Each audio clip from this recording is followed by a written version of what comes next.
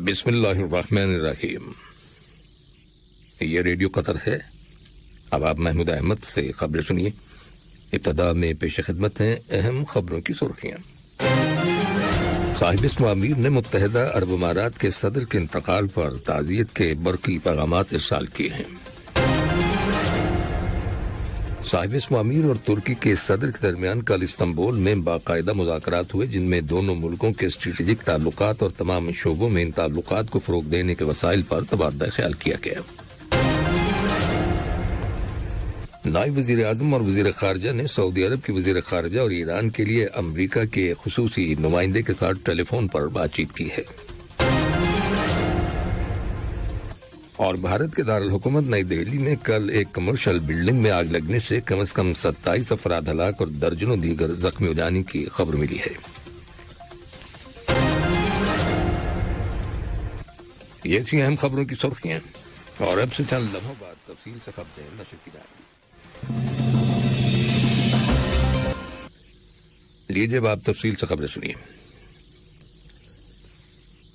साहिब अमीर शेख तमीम बिन हमद अल तानी ने मुत्तहिदा अरब अमारात के नायब सदर, वजीर आजम और दुबई के हुक्मरान शेख मोहम्मद बिन राशिद अल मकतूम और मुत्तहिदा अरब अमारात के मुसल्लह अफवाज के डिप्टी सुप्रीम कमांडर और अबू धाबी के वली अहद शेख मोहम्मद बिन जायद अल नाहियान को मुत्तहिदा अरब अमारात के सदर शेख खलीफा बिन जायद अल नाहियान के इंतकाल पर ताज़ियत के बरकी पैगामात इरसाल किए हैं। नायब अमीर शेख अब्दुल्ला बिन हमद अल तानी और वजीर आजम और वजीर दाखिला शेख खालिद बिन खलीफा बिन अब्दुल अजीज अल तानी ने भी मुत्तहिदा अरब अमारात के सदर शेख खलीफा बिन जायद अल नाहियान की वफात पर मुत्तहिदा अरब अमारात के नायब सदर, वजीर आजम और दुबई के हुक्मरान शेख मोहम्मद बिन राशिद अल मकतूम और मुत्तहिदा अरब अमारात के मुसल्लह अफवाज के डिप्टी सुप्रीम कमांडर और अबू धाबी के वली अहद शेख मोहम्मद बिन जायद अल नाहियान के नाम ताज़ियत के बरकी पैगामात रवाना किए हैं। दीवान अमीरी की जानिब से जारी करदा एक बयान में साहिब अमीर शेख तमीम बिन हमद अल तानी ने कहा है कि शेख खलीफा बिन जायद अल नाहियान मरहूम एक अजीम लीडर थे, जिन्होंने अपनी सारी जिंदगी अपने वतन और कौम के लिए वक्फ कर रखी थी। साहिब अमीर शेख तमीम बिन हमद अल तानी ने कतर में 3 रोज का सोग मनाने और कौमी परचम सरनगू रखने की हिदायत जारी की हैं। साहिब अमीर शेख तमीम बिन हमद अल तानी और तुर्की के सदर रजब तैयब उर्दुआन के दरमियान कल इस्तांबुल के वाहदुद्दीन महल में बाकायदा मुज़ाकरात हुए, जिनमें दोनों मुल्कों के स्ट्रेटेजिक ताल्लुकात और तमाम शोबों में इन ताल्लुकात को फ़रोग़ देने के वसाइल पर तबादला ख्याल किया गया। इस मुलाकात में मुश्तरका दिलचस्पी के मुतादिद अमूर के अलावा इलाकाई और बैन अल-अक़वामी सतह पर होने वाली तमाम डेवलपमेंट्स के बारे में भी गौर ख़ौज़ किया गया। मुज़ाकरात में नायब वज़ीर आज़म और वज़ीर ख़ारजा शेख मोहम्मद बिन अब्दुर्रहमान आल तानी, अमीरी दीवान के सरबराह शेख सऊद बिन अब्दुर्रहमान आल तानी और तुर्की के वज़ीर ख़ारजा मेवलद चावशोगलो और वज़ीर दाखिला सुलेमान सोएलो भी शरीक हुए। कतर और तुर्की के ताल्लुकात में रोज बरोज गैर मामूली तरक्की का सिलसिला जारी है और दोनों ममालिक एतमाद, बाहमी एहतराम और मुश्तरका मुफादात पर मबनी मजबूत और ठोस इक़दाम करते हुए आगे बढ़ रहे हैं। इसका अंदाजा कतर और जमहूरिया तुर्की के दरमियान इक्तिसादी पेशरफ्त से लगाया जा सकता है। दोनों मुल्कों के दरमियान तिजारती तबादले के हजम में गुज़श्ता 5 बरसों के दौरान 40% से ज्यादा इजाफा हुआ है। मनसूबा बंदी और शुमारियात अथॉरिटी के आदाद शुमार के मुताबिक सन 2021 में दोनों मुल्कों में 6.9 बिलियन रियाल का तिजारती लेन देन हुआ। तुर्की जाने से पहले साहिब अमीर शेख तमीम बिन हमद अल तानी एक वफ्द के हमरा ईरान के दौर पर गए थे।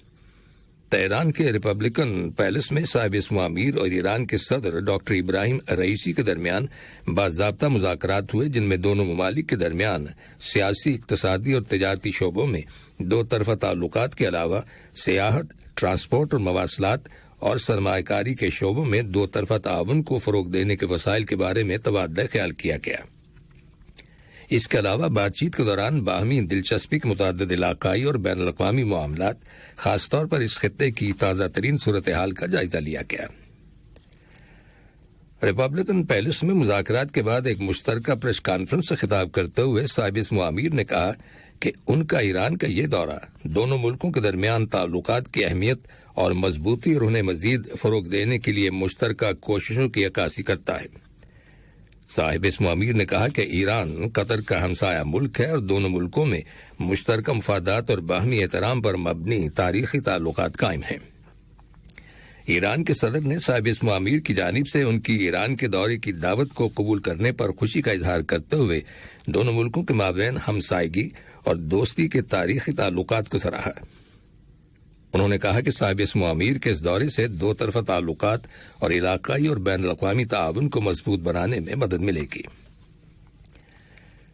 صاحب اسم امیر شیخ تمیم بن حمد آل ثانی نے تہران میں ایران کے سپریم لیڈر علی حسینی خامنائی کے ساتھ بھی ملاقات کی، جس میں دونوں ممالک کے دوستانہ تعلقات اور باہمی دلچسپی کے متعدد علاقائی اور بین الاقوامی امور پر تبادلہ خیال کیا گیا۔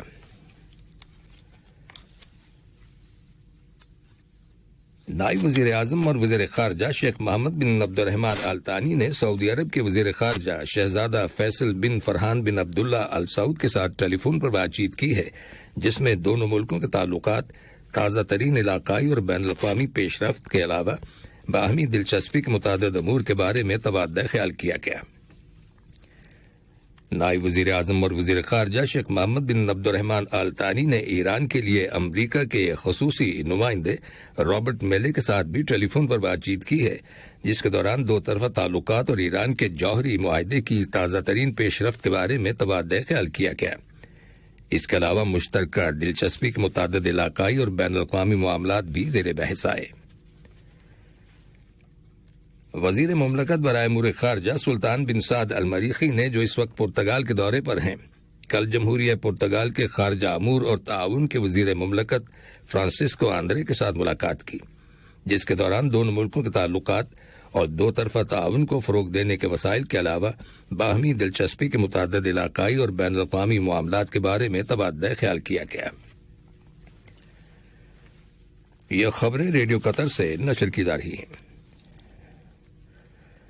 15 یورپی ممالک نے اسرائیل کی حکومت پر زور دیا ہے کہ وہ مقبوضہ مغربی کنارے کے علاقے میں یہودی آبادکاروں کے لیے غیر قانونی طور پر ہزاروں کی تعداد میں مزید گھر تعمیر کرنے کے اپنے منصوبے کو ترک کرتے، کیونکہ یہ منصوبہ فلسطینیوں اور اسرائیلیوں کے درمیان پائیدار امن کی راہ میں رکاوٹ ہے۔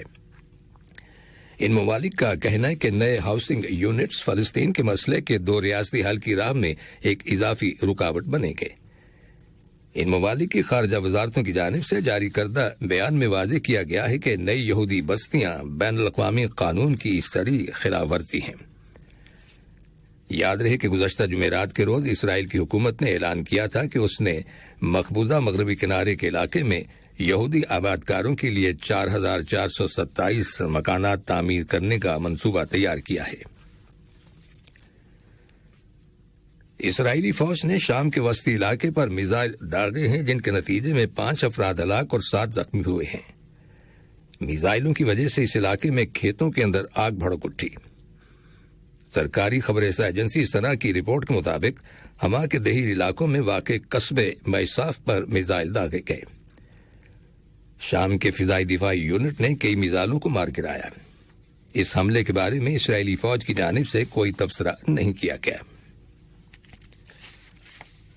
شام کے صوبہ حلب کے مغربی علاقے میں ایک فوجی گاڑی پر کیے گئے میزائل حملے میں کم از کم 10 فوجی ہلاک اور 9 دیگر زخمی ہو جانے کی اطلاع ملی ہے۔ مارچ سن 2020 میں روس اور ترکی کی ثالثی میں ہونے والے جنگ بندی کے معاہدے کے بعد یہ پہلا موقع ہے کہ باغیوں کی جانب سے کیے گئے حملے میں ایک وقت میں اتنی بڑی تعداد میں فوجی مارے گئے ہیں۔ سنا خبر ایجنسی کی رپورٹ کے مطابق باغیوں نے ٹینک شکن میزائل سے فوجی گاڑی کو نشانہ بنایا۔ اس حملے کی ذمہ داری فوری طور پر کسی نے قبول نہیں کی۔ اور بھارت کے دارالحکومت نئی دہلی میں کل ایک عمارت میں آگ لگنے سے کم از کم 27 افراد ہلاک اور درجنوں دیگر زخمی ہو جانے کی خبر ملی ہے۔ اس 4 منزلہ کمرشل بلڈنگ میں آگ لگنے کی وجہ فوری طور پر معلوم نہیں ہو سکی۔ دہلی فائر ڈپارٹمنٹ کے ایک سینئر اہلکار نے بتایا ہے کہ لوگوں نے اپنی جان بچانے کے لیے جلتی ہوئی عمارت سے چھلانگ لگا دی تھی۔ 25 سے زیادہ لوگ زخمی ہوئے ہیں، جن میں عمارت سے چھلانگ لگانے والے بھی شامل ہیں۔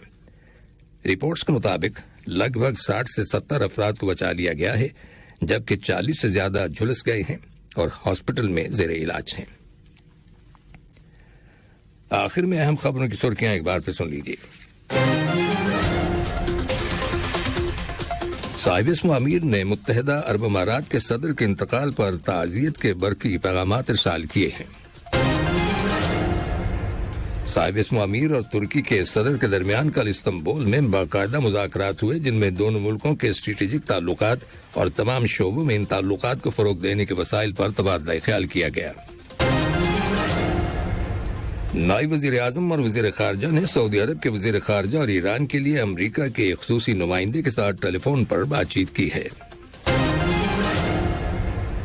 اور بھارت کے دارالحکومت نئی دہلی میں کل ایک کمرشل بلڈنگ میں آگ لگنے سے کم از کم 27 افراد ہلاک اور درجنوں دیگر زخمی ہو جانے کی اطلاع ملی ہے۔ ریڈیو قطر سے خبروں کا آج کا پہلا بلیٹن ختم ہوا۔ السلام علیکم دوستو، میں ہوں شیخ نور، آپ دیکھ رہے تھے قطر نیوز ٹوڈے۔ مجھے امید ہے کہ یہ ویڈیو آپ کو انفارمیٹک لگی ہوگی۔ اسی طرح کے ویڈیو پاتے رہنے کے لیے نور ٹائم 24/7 یوٹیوب چینل کو سبسکرائب کیجیے اور اس ویڈیو کو لائک، کمنٹ اور شیئر ضرور کیجیے۔ اگر آپ فیس بک پر دیکھ رہے ہیں تو شیخ نور پیج کو لائک کیجیے اور فالو کیجیے تاکہ میں جیسے ویڈیو اپلوڈ کروں آپ تک پہنچ جائے۔ شکریہ۔